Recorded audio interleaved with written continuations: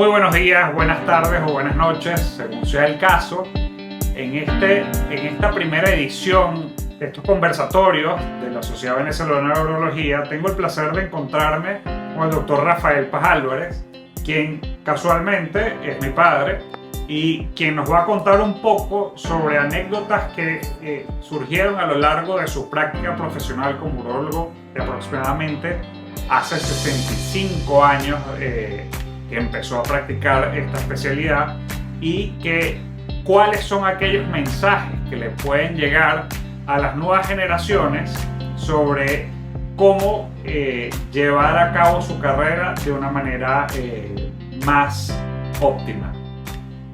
Bueno, para comenzar, el doctor Rafael Paz Álvarez, médico cirujano egresado de la Universidad Central de Venezuela en el año de 1958 y, como ya les comenté, hizo urología desde hace más de 65 años de trayectoria. Pero lo que nos hace, para comenzar, queremos hacer que todos ustedes sepan por qué tú llegas a la urología. ¿Tú querías ser urólogo desde un principio, desde que estudiaste medicina? ¿O tenías en mente alguna otra especialidad? Bueno, para responderte te voy a decir una cosa. Hay un refrán que dice que una cosa piensa el caballo y otro el jinete que lo monta.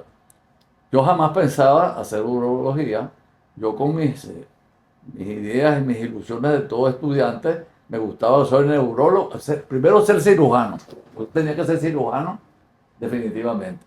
Inclusive había incursionado en la anestesia para trabajar y mantenerme, etcétera, pero yo quería ser cirujano, no una especialidad no quirúrgica. Quería ser cirujano vascular, puesto que tenía 2 o 3 años trabajando con bachilleres en la cátedra de técnica quirúrgica con uno de los primeros cirujanos cardiovasculares que hubo en el país, el doctor Alberto París Domínguez, que trabajaba con técnica quirúrgica y yo era su ayudante de estudiante. Inclusive le manejaba la máquina extracorpórea y teníamos experiencia primero en animales, en cirugía vascular periférica y después en humanos. Claro, yo como estudiante de secundario y él era el cirujano con su ayudante. Bueno, me graduó en una época difícil, que fue la época post caída de la dictadura, y la universidad estaba muy complicada, los cargos estaban muy complicados, entonces a nosotros nos exoneran del rural porque no había cargos para nosotros. Nos dejaron en el aire. ¿No tuviste que hacer rural? No tuve que hacer rural. Entonces, o sea que saliendo de la universidad ya me quedé en ibas la calle directo a trabajar. A trabajar. Entonces, como yo tenía conexiones en el Seguro Social, empecé a hacer cirugía de honores como digamos una especie de posgrado de cirugía, ¿no? En esa búsqueda de trabajo, logro entrar como residente de la Policlínica Caracas, que estaba de Velaca Santa Rosalía, que era el centro de la medicina, de la magia. Ya estaba Pérez Carreño, estaba... Imagínense ustedes, estaban todos los grandes ligas de la medicina en esa época. Estaba, sí, Pérez Carreño, Rodríguez Díaz, urólogo, Alfredo Borjas, etc. Estaba lo mejor de la cirugía. Para los que no saben, Alfredo Borjas y el doctor Rodríguez Díaz son los padres de la urología nacional. Bueno, entonces soy residente, ¿no? Los médicos cirujanos pedían a los residentes que los ayudaran muchas veces como segundo ayudante en su cirugía.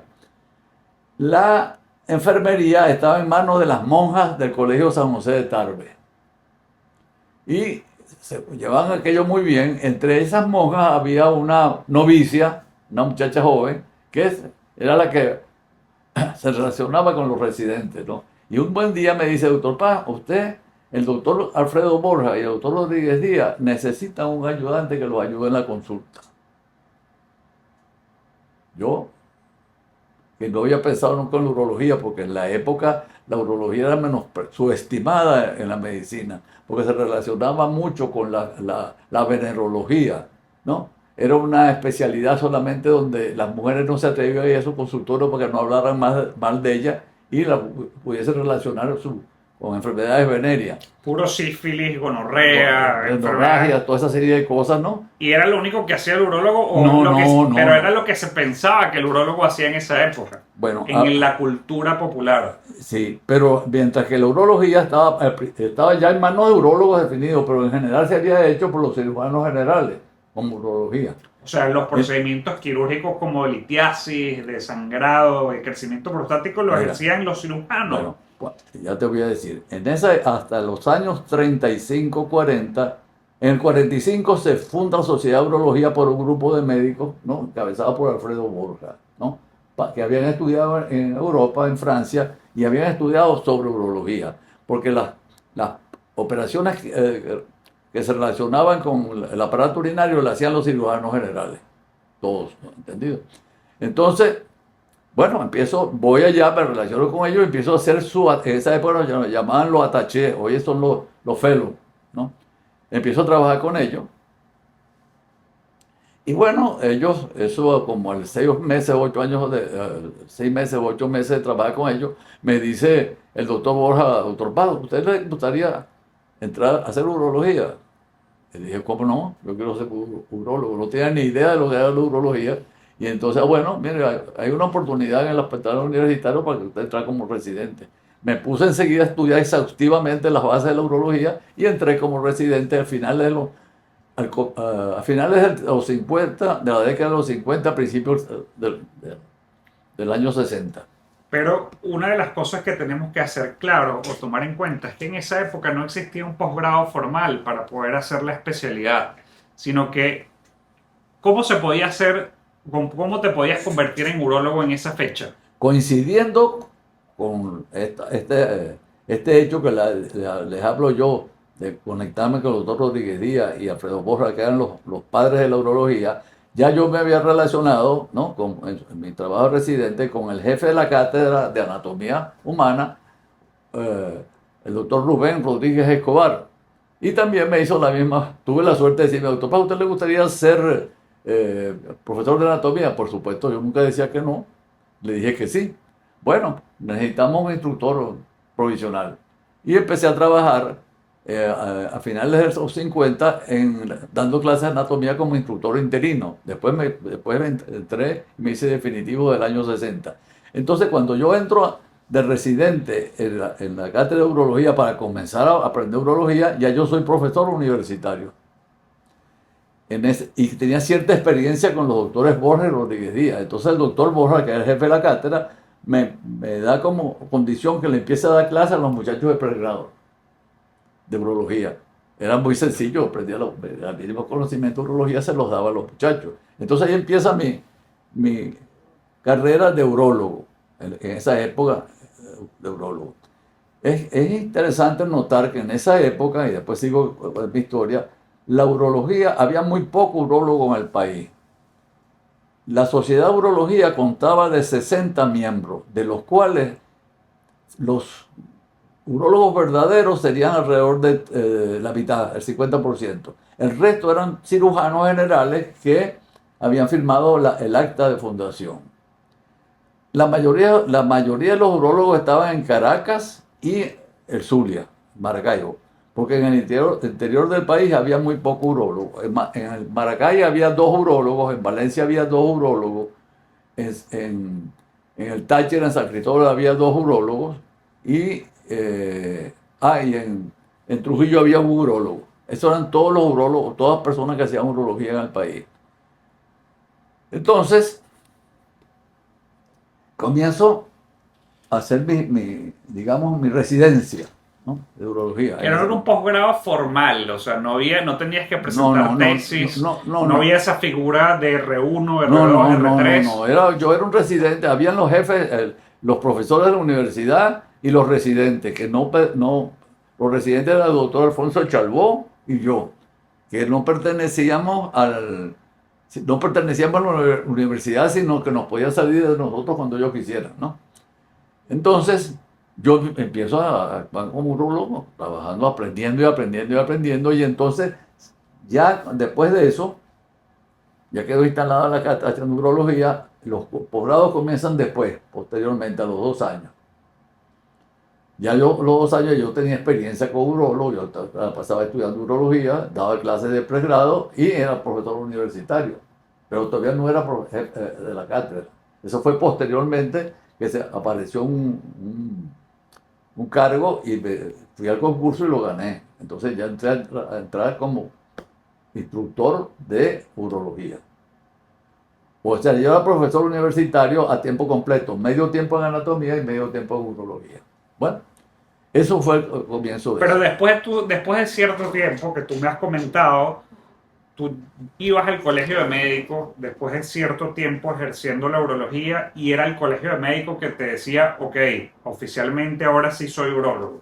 No, en esa época, ¿Cuánto era ese tiempo? ya, ¿Qué tenías que hacer para que el como colegio de médicos te reconociese para como reconocer especialista? a uno como especialista, tenía que tener un año, haber practicado la especialidad durante un año en un hospital serio y que el jefe de servicio lo avalara. Entonces, al tener yo el año, fui al Colegio Médico del Distrito Federal, presenté mis papeles firmados por el jefe de servicio y me declaré. Te Ya fui, declararon yo urólogo. soy urólogo, ya podía actuar como urólogo. No era la estructura que tenemos actualmente, No, donde no, tú no. entras en un concurso y pasas un régimen de 3 años para poder ser especialista. Esto surge después, a los 2 años de que ya tú estás como urólogo, empieza entonces un posgrado formal. ¿Cómo eran esos posgrados? ¿Cuántos residentes existían concursando? ¿Cuántos años duraba esa El especialidad? primer posgrado de urología comienza en el 60, a finales del 60, ¿no? Y el primer posgrado dura 2 años, de 60 al 62, Fíjense que hay una primera diferencia. El posgrado duraba 2 años. 2 años, ¿no? ¿Y tenías que hacer cirugía general o no tenías que hacer cirugía No pedían general? ningún requisito, sino sus credenciales, o sea, haberte graduado de médico Recién y graduado y podías tus hacer notas. urología directo. Entonces lo escogían los especialistas, la cátedra lo escogía y revisaba, le hacían una entrevista de los especialistas y entonces se escogía la persona. El primer curso de urología fue formado por Alfredo Kaufman, eh, el doctor canónico, padre del doctor urologo actualmente, un médico, Saldivia Barquisimeto y Rafael González y Luzardo. Esas personas eran, digamos, lo que son los R1 actualmente. Duraban 2 años en sus funciones. Al terminar los 2 años ya presentaban un examen y eran designados urólogos, ¿no? Ya podían presentar sus papeles en el colegio médico. Todavía No no, tenían residentes inferiores. no tenían residencia. O sea, entraban en su primer año y cursaban No. ese primer año, un segundo año y después Y se en, abría el concurso para y nuevos. en diciembre quedaba la cátedra sola. Ya en el mes de diciembre, los profesores de la cátedra habían escogido los otros becarios, o sea, los otros posgrados del ciclo siguiente. Entonces, el 30 de diciembre ellos se iban y el 1 de enero Empezaban los nuevos. empezaban los nuevos. Sin conocimiento de urología, sin conocimiento de cirugía, de nada. Y si no sabías cirugía, ¿cómo se enfrentaban a esa No, porque especialidad? entonces ellos eran como un residente que llamaba al jefe, a los de la cátedra, estábamos digamos como de guardia, pendiente para resolver los problemas cuando ellos aprendiesen su cosa, ¿no? Bueno, hemos hablado de cómo decidiste ser urólogo y cómo fue tu residencia, pero antes de que tú llegases a esa instancia, ¿quiénes ejercían la urología antes? ¿Cómo se llevaba, cómo se desarrollaba la especialidad? ¿Cómo se originó la especialidad en Venezuela? Bueno, ya te voy a decir, te lo empecé algo antes. Antes del año 45, que fue la fundación de la sociedad, no existían urólogos, o sea, existían personas que hacían urología, pero no existía la especialidad de urología en Venezuela. Es gracias a los trabajos de Alfredo Borja, por eso se considera el padre de la urología, que se formó la sociedad de urología. Como les dije antes, la urología era ejercida por un grupo de personas, los cirujanos generales, y por un grupo de personas donde estaba Alfredo Borja, estaba Carmelo Lauría, Cervone, ¿no? Y Toledo Trujillo, que era el urólogo del general Gómez, Enrique Toledo Trujillo, que se dedicaban más a la urología. De estos, tanto Carmelo Lauría como Cervone y Borja hicieron urología en Francia, el servicio de urología. Y eso, o sea, hicieron, digamos, una residencia, un posgrado largo de un año, O sea, 2 pero años. ya hicieron ya una especialidad Ya hicieron, establecida. ya hicieron una especialidad porque existían los urólogos europeos, Israel, Gullón, toda esa serie de cosas, donde ellos estuvieron en esos servicios. Cuando Borja regresa de Francia, entonces empieza ya, es reconocido como urólogo, o sea, como el que hacía puro, no solamente urología, él hacía cirugía general, pero se dedicaba Se más dedicaba a a la la urología. urología. Entonces deciden ese grupo de médicos fundar la Sociedad de Urología y se funda en el 45, ¿no? Y de esa fecha entonces ya comienza la especialidad de urología. Ahora, como te decía, en el 40, cuando se funda la Sociedad de Urología, existían los urólogos ya establecidos, Carmelo Lauría, ¿no? Que habían hecho su estudio en Londres, en Europa, y estas personas ya habían los jóvenes, una generación intermedia formada por Luis Enrique Rodríguez Díaz, Francisco Vaquero, Héctor Visconti, que hacían urología y eran, digamos, los segundos de la cátedra, ¿no? Esta cátedra, Pero ¿dónde estaba esa cátedra? Estaba en Caracas, por supuesto. esa cátedra era una cátedra universitaria, se le da entonces carácter universitario, ¿no? Y está en el Hospital Vargas. Entonces ya los estudiantes de medicina empiezan a pasar por el servicio de urología como una especialidad. Ese servicio de urología está en el Hospital Vargas, siendo el jefe de la cátedra El doctor Borja. Alfredo Borja. O sea, del 45 al 56, eso funciona en el Hospital Vargas. En el año 56 se inaugura el Hospital Universitario y por orden del presidente de la República, ¿no? General Pérez Jiménez, se pasa esa cátedra del Hospital Vargas Universitaria al Hospital Universitario. La urología se enseñaba entonces en el Hospital Universitario de Caracas. La Era universitaria. el único centro a nivel nacional donde se no, enseñaba la no urología. era el único, era el principal centro y universitario reconocido. Pero hubo una serie de urólogos y de otros especialistas que lo quisieron pasarse al universitario y se quedaron en el Hospital Vargas trabajando en el Hospital Universitario. Claro, pero en esa época, si yo quería ser urólogo, tenía que ir obligatoriamente al Hospital Universitario de O al Caracas. Hospital Vargas. Podía hacerlo en el Vargas también. O sea, para ser urólogo, tú era un hospital reconocido y tú podías ser urólogo. ¿Cómo se ejercía la urología en los años 60? Los pongo en contexto. En esa época no existía ultrasonido, ni mucho menos tomografía. No utilizábamos monitores para poder hacer videolaparoscopia. ¿Qué hacía el urólogo? ¿Cómo diagnosticabas a los pacientes? ¿Cómo evaluabas a un paciente en una consulta? No había antígenos prostáticos. ¿Cómo se operaba? ¿Qué se hacía en esa fecha?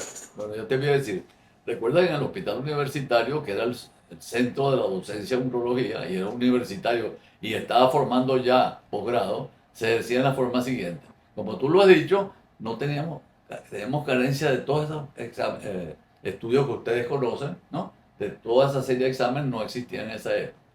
¿Qué hacían, digamos, un ejemplo de un paciente que consultara un servicio de urología?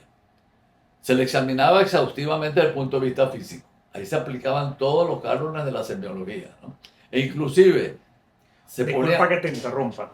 Te llega un paciente de 55 años de edad con síntomas urinarios obstructivos. Bueno, ¿qué le hacías a ese paciente? Después del interrogatorio, etcétera, pasa a la sala de examen. En la sala de examen, una de las primeras cosas que se pasaba, había que tener cuidado que el paciente tuviese ganas de orinar. Y se ponía el paciente a orinar frente al urólogo. El urólogo tenía que ver al paciente orinar. El paciente lo veía orinando, pues no teníamos flujómetro. Entonces la flujometría le hacía uno visual. Si el chorro era por gota, fuerte o no. Agarraba la orina, tomaba la orina y la examinaba la orina y veía si estaba turbia o no estaba turbia, si tenía sedimentos, si estaba pigmentado o no. Eso había que hacerlo. Después se le hacía su examen general al paciente y desde el punto de vista urológico se le hacía hasta exploración uretral para ver si había estrechez o no. Los exámenes complementarios, bueno, el laboratorio era muy rudimentario, teníamos examen de orina, no se hacía urocultivo, sino esporádicamente había laboratorios especiales para eso, y el perfil general del laboratorio. ¿Tenías que hacerle rutina algún estudio de imagen? La única arma de estudio de imagen que teníamos era la placa simple y la urografía de eliminación. Y la uretrografía retrógrada, que permitía ver la uretra, y la cistografía que permitía ver la vejiga retrógrada también. ¿Se le hacía de rutina a todo paciente que consultase? A casi todo, al 99% de los pacientes se le hacía masculino, se le hacía urografía y uretrografía si se sospechaba obstrucción baja, ¿no? O una placa simple también. Eso desde el punto de vista radiológico. Cuando había que hacer la endoscopia, se le hacía la uretrocistoscopia. El mismo aparato no servía para la uretra, no servía para la vejiga. Había que pasar un uretrógrafo primero, después de eso se pasaba el citoscopio a la vejiga para revisar la vejiga para el paciente. Las anestesias locales no existían, los geles de anestesia locales. Había un producto anestésico que se llamaba Butin, que era medio anestésico tópico y uno se lo ponía a los pacientes, los demás tenían que resistir. Bueno, muy interesante porque lo decimos muy sencillo, que bueno, le hacíamos una cistografía, perdón, una uretrocistoscopia a un paciente, pero ¿con qué equipos utilizábamos en esa época? ¿Se podía ver directamente o se utilizaba un monitor? No, ¿Y cómo le enseñabas a un residente lo que estabas viendo? Perdón. En esa época, olvídate de los monitores, que existirían monitores, pero no se utilizaban. Yo empecé a ver, se empezó a usar los monitores en la urología en los años 70, 80. Ahí teníamos que, era directamente el urólogo estaba viendo directamente como si estuviera viendo un microscopio y sentado entre las piernas del paciente, ¿no? La docencia era muy difícil porque había unos aparatos especiales que llamaban maestro visual que uno se lo adaptaba y podía ver un segundo, pero la visión no era buena. La forma era que uno enseñaba al becario, le daba chance para que viera y seguía trabajando, ¿entiendes? Entonces, oye, canular un meato o hacer una resección transuretral era bien difícil enseñarle a un residente cómo poder aprender si no tenías una pantalla que pudieses compartirle misma imagen, ¿no? Anecdótica. Ya después, unos años adelante, Kaufman, que ya trabajaba en la cátedra, y yo enseñábamos el posgrado a cortar con el resectoscopio. Le mandábamos al de posgrado, al residente, a que comprase carne, medio kilo de carne, lo metíamos en una palangana de plástico de solución. De solución, no, de agua estéril, pues si no, no cortaba. Claro. Y le poníamos unos lentes especiales a cortar, ¿no? Para que aprendieran a cortar. ¿Me entiendes? La resección se aprendía nada más que viendo, o sea, el que estaba en el resectoscopio, si el que estaba resecando no le permitía ver, no podía ver. No era fácil. Bueno. Además que los irrigantes, utilizabas agua estéril, ¿de dónde venía esa agua? ¿Dónde la colocabas? Porque no teníamos un sistema en Y o una bolsa de 3000 cc. ¿Qué se utilizaba? Bueno, estamos saltando otra cosa. Ya que estamos tanto en las endoscopias, no se usaba suero fisiológico, ni se usaba nada, ni se usaba ningún agua, sino agua estéril común y corriente. Pero que era agua hervida, básicamente. No, se esterilizaban, las aguas servían porque se esterilizaban en los autoclaves que había en los quirófanos, ¿no? Se utilizaba esa agua. No había equipos descartables, entonces se utilizaba tubos de goma, de látex, que se compraban y se cortaban y se conectaban con goteros especiales. ¿Pero aquí un frasco de vidrio? Había unos reservorios especiales de vidrio, ¿no? Adaptados para eso, que se iban llenando de arriba y se le ponían, se tapaban con un paño exterior. Pues son detalles tontos, pero que de verdad que eran totalmente diferentes. No había la succión. Había que estar vaciando, realmente cuando se estaba trabajando con la resección, había que vaciar el aparato frecuentemente y volver a trabajar sentado, ¿no? Pero con todo eso se lograba una buena cirugía. Fíjense que hoy por hoy la RTU tiene más o menos 70 años y sigue siendo uno de los estándares de oro para el tratamiento de estas enfermedades. ¿Qué otros retos tenía la RTU en los años 60? Bueno, mira, la RTU no estaba en manos de muchos urólogos porque era difícil aprenderla. El maestro de la resección endoscópica en Venezuela en esa época era Enrique Rodríguez Díaz. Alfredo Kaufman y yo tuvimos la suerte de trabajar con él y él nos enseñó resección transuretral. Sin ser peyorativo, no voy a decir que yo era el segundo en experiencia, pero sí teníamos bastante experiencia en la resección transuretral. En los hospitales universitarios se hacía resección, pero no era muy frecuente. Ahora, cuando tú ibas a hacer una resección transuretral, tenías que empezar, recordar que la luz no tenía fibra óptica, sino un bombillo incandescente. Se utilizaban unos bombillos que se adaptaban al aparato para poder ver. Eso era la luz. Tenías pilas, una batería que se le agotaba la luz, ¿no? la actividad. Y no tenías monitor, tenías que estar sentado haciendo la resección transuretral a ojo directo, ¿no? Y como no había succión, tenías que vaciar frecuentemente. Entonces eso te podía aumentar el riesgo con un síndrome post-RTU. No, entonces, ¿qué sucedía? Pues era muy importante, como no utilizábamos agua osmótica, sino agua estéril, ¿no? Podías tener, teníamos que, para evitar la reabsorción de líquido, teníamos que poner una cierta distancia, que no debía ser más de 60 centímetros desde la base del reservorio hasta la altura del paciente. Porque podías tener síndromes de post-RTU con pérdida de sodio, etcétera, y hipertensión, hipervolemia, etcétera. Así eran las resecciones transuretrales. Y bueno, lo demás. Cálculos lo hacían por cirugía abierta, obviamente, no había urología. O sea, en esa época no existía la cirugía laparoscópica, sino pura cirugía abierta, ¿no? Y la resección transuretral. Toda la cirugía era abierta, todos los cálculos a todo nivel se hacían en la cirugía abierta, había unos más difíciles y otros más complicados, ¿no? En esa época se intentó hacer la prostatectomía radical en el mundo entero, no se hacía, sino se hacía por vía perineal con fracasos, etcétera, hasta los años 70, 80 que Walsh la escribió. Antígeno prostático específico. No, olvídate de eso, fue también en los años 70, 80 que apareció el antígeno prostático específico. O sea, lo importante que tenemos que llevarnos por la clínica. En esa época totalmente predominaba la clínica del paciente. Bueno, son muchísimas historias y lo que queremos aquí es sobre todo enseñar a las nuevas generaciones qué es lo que se hacía antes y cómo se hace ahorita y de dónde venimos. Porque es importantísimo conocer nuestro pasado para poder comprender el presente.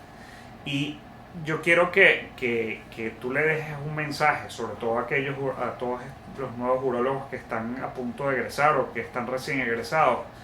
¿Qué haces tú qué herramientas utilizas tú para entrar a ese mundo laboral una vez recién graduado? Porque siempre existen muchos miedos de enfrentarse a un quirófano, de tener una clientela. ¿Cómo abordaste tú esos primeros días o esos primeros momentos como especialista? Bueno, te voy a decir, el mundo para el que termina un posgrado es diferente al mundo que yo viví, porque ya yo estaba encaminado con la universidad, yo estaba en un ambiente que ya yo había sido profesor universitario y ahí duré 30 años después, ¿no? Y, por supuesto, en esa época todos nos dedicamos al hospital. Nuestra vida era el hospital universitario, allí entrábamos no solamente los urólogos, sino entraban todos los otros docentes hasta las 12 del día, o hasta la 1 del día, y en la tarde era cuando íbamos a enfrentarnos al mundo para ganarnos la vida. Porque los profesores universitarios y los hospitales nunca pagan suficiente como para vivir de eso, ¿entiendes? Entonces, ¿qué es lo que puede hacer un urólogo joven cuando sale? Bueno, lo ideal es que continúe trabajando con un hospital, aunque sea para no perder la habilidad quirúrgica. Luego le queda el gran mundo de la urología ahora, que no es tan fácil como era antes. La urología, los urólogos antes tenían su mesa de examen, su sala de examen como cualquier médico, ¿no? Y podían hacer radiología si podían comprar un aparato, pero si no lo hacían en la radiología de la clínica. Hoy en día el aparataje y la modernidad de la urología significa mucho gasto. Entonces tendrá que buscar la docencia, o sea, trabajar con un grupo de urólogos que lo vaya enseñando hasta que se pueda independizar. Y yo pienso que lo más adecuado, la mejor forma de manejar una especialidad es trabajar en equipos tanto multidisciplinarios y que se complementen. Eso, tú tienes toda la razón, eso siempre ha sido así. Mientras tú trabajas en equipos, siempre trabajas más fácil y triunfarás. Y además, la urología se ha expandido tanto que ya urólogos como fuimos nosotros ya no se conciben hoy en día. No pueden abarcar toda la urología. Hay que hacer diferentes especialistas que se dedican a un ramo y que se unan en un equipo y entonces pueden trabajar en esa forma. Totalmente de acuerdo, a pesar de que estamos manejando 5 órganos o menos o más, se ha especializado, subespecializado tanto nuestro gremio que es casi imposible abarcar en su totalidad toda esta carrera. Entonces, esperemos que en una próxima oportunidad sigamos contando todas estas anécdotas que son bastante interesantes y que por razones de tiempo no podemos cubrirlas todas. Un gran saludo a todos nuestros colegas y un mensaje final. Mi mensaje es el siguiente: recuerden la época que yo les describí, ¿no?, antes de empezar a hacer urología, que la urología era la cenicienta de las especialidades médicas. Nadie quería hacer urología, inclusive yo que no tenía ni idea de hacer urología. Y hoy la urología es una especialidad que tienen que quitarse los candidatos, digamos, a sombrerazo, dicho coloquialmente. Es una de las especialidades más buscadas hoy en día para hacerse posgrado. Gracias por todo.